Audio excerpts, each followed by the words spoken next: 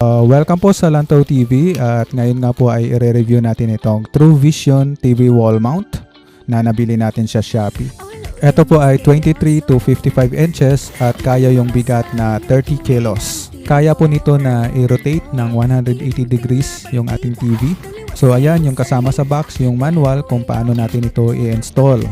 Medyo may kabigatan lang po ito kasi high quality yung kanyang materials. Kung i-compare mo siya sa mga 200 plus or yung mga mumurahin na mga TV wall mount ay matibay po ito at safe yung ating TV. So ayan, pwede po natin siyang i-adjust. At kung mayroong mga emergency tulad ng baha ay madali mo lang siyang tanggalin.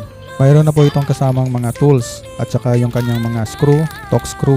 Dapat ay nasa eye level na din kung kayo ay mag-install.